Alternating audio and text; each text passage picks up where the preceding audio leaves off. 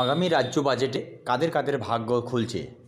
এই মুহূর্তে যে খবর পাওয়া যাচ্ছে যে সুনিশ্চিতভাবে যে এই মুহূর্তে অস্থায়ী কর্মচারীদের মধ্যে যেমন রয়েছে পুলিশকে সহায়তা করো সিভিক ভলেন্টিয়ার্স এবং এককালীন ভাতা বৃদ্ধি হতে পারে লক্ষ্মীর ভাণ্ডারের। এই মুহূর্তে কিন্তু নবান্নের থেকে এমনই একটি সূত্র মারফত জানা যাচ্ছে যে সিভিক ভলেন্টিয়ার্সদের কিন্তু বেতন বৃদ্ধি হচ্ছে এবং তার সাথে সাথে সিভিক ভলেন্টিয়ার্সদের হচ্ছে ট্রেনিং এবং বেশ কিছু নিয়মকানুন পাঠ দেওয়ার জন্য ট্রেনিংয়ের ব্যবস্থা করা হতে পারে বলে এমনটাই নবান্ন সূত্রে কিন্তু খবর পাওয়া যাচ্ছে।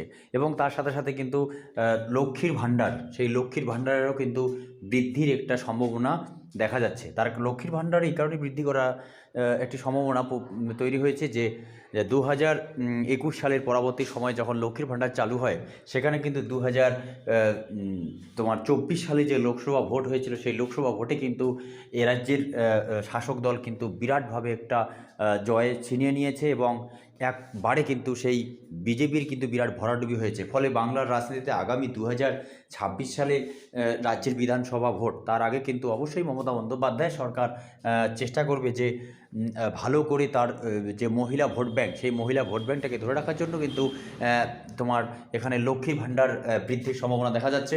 আর একদিকে এ রাজ্যের মুখ্যমন্ত্রী ক্ষমতায় এসেই কিন্তু পালাবদলে প্রথমে অস্থায়ীভাবে 1 লাখেরও বেশি সিভিক ভলেন্টিয়ার্স নিয়োগ করা হয়েছে, 1,30,000। পরবর্তী সময়ে বেশ কিছু সিভিক ভলেন্টিয়ার্স বিভিন্ন জায়গায় কর্মরত থাকার পরে সংখ্যাটা কিন্তু কমে, কিন্তু পরবর্তীতে যারা ভালো খেলছে, জেলা স্তরে খেলায় যারা ভালো রানার্স এবং চ্যাম্পিয়ন, এই দুটি দলকে কিন্তু নতুন করে আবার সিভিক ভলেন্টিয়ার্সে যোগদান করিয়ে এই মুহূর্তে কিন্তু 1 লক্ষেরও বেশি সিভিক ভলেন্টিয়ার গোটা রাজ্যে রয়েছে। ফলে তাদের তো আর্থিক দিক থেকে স্বাবলম্বী করার জন্য তাদের কিন্তু বেতন বৃদ্ধির একটি সম্ভাবনা দেখা যাচ্ছে।